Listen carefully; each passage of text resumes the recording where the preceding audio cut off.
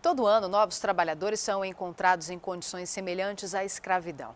A Justiça Trabalhista e o Ministério do Trabalho tentam combater esse crime com punições exemplares e fiscalização rigorosa. No Congresso Nacional também há um esforço nesse sentido. Atualmente tramita na Casa uma proposta que prevê a desapropriação da terra em que ficar comprovada a exploração de trabalho escravo. Mas a emenda ainda não foi votada. Trabalhar mais de 12 horas sem intervalo, às vezes sem se alimentar ou beber água, não receber o salário combinado e até não ter a liberdade para deixar o trabalho, são formas de escravidão. Apesar da assinatura da Lei Áurea, que acaba com esse regime de trabalho, existem muitas pessoas que trabalham de maneira forçada. Geralmente é na área rural que são encontrados.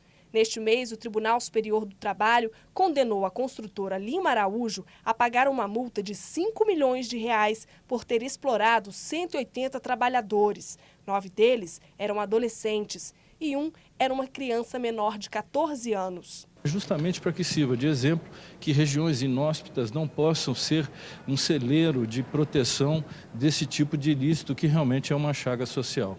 Antes da decisão do TST, a construtora já tinha sido alvo de 5 fiscalizações do Ministério do Trabalho, entre 1998 a 2002, em fazendas localizadas no sul do Pará.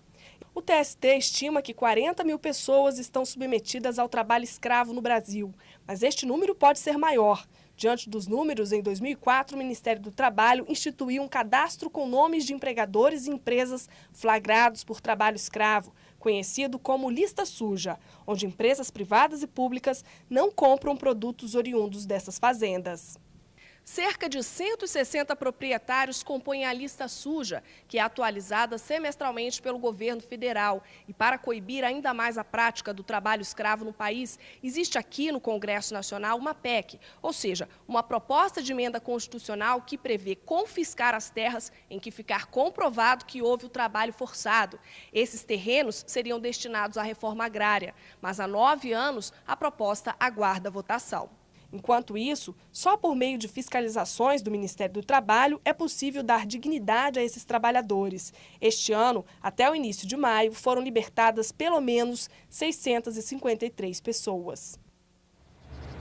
Um bom dia a todos. Atualmente tramitam aqui no Congresso Nacional 73 propostas que punem um trabalho escravo. 8 são emendas à Constituição.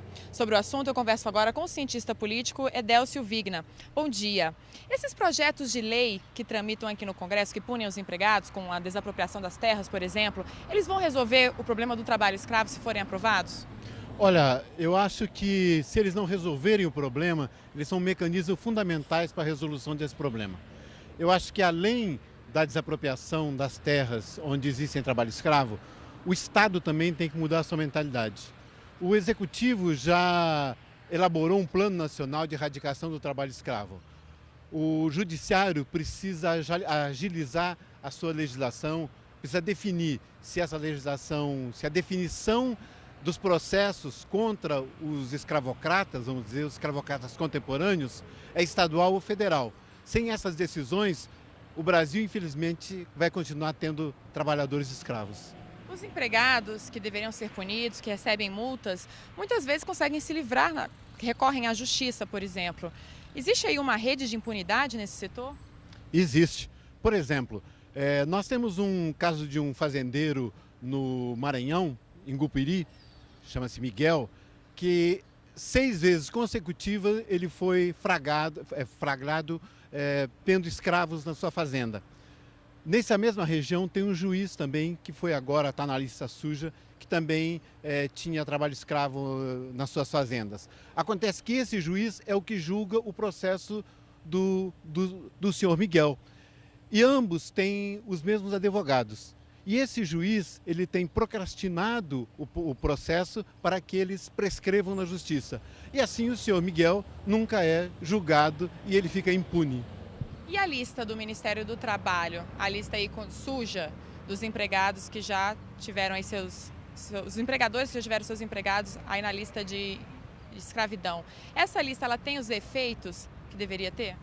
Olha, essa lista, ela devia ter um efeito maior que tem. Ela devia ter um efeito moral, um efeito cultural muito maior, mas ela é pouco divulgada. Agora, para dentro do Estado, ela tem uma um bom efeito. A Secretaria de Política Econômica, por exemplo, baixou uma portaria de que as empresas, as pessoas físicas e jurídicas constantes nessa lista não poderão acessar mais os créditos rurais, os financiamentos. Portanto, isso já é uma punição. E quais são os setores mais problemáticos nessa questão do trabalho escravo? Olha, você tem o setor de carvão, o pecuário, que é o gado, a soja, a cana. E os estados que têm mais trabalho escravo é Tocantins, Maranhão, Pará, Minas Gerais, Goiás e Mato Grosso. Esses são os principais focos do trabalho escravo no Brasil. Muito obrigada pelas informações. E se você quiser rever essa entrevista, basta acessar o site tvbrasil.ebc.com.br/repórterbrasil. Voltamos ao estúdio.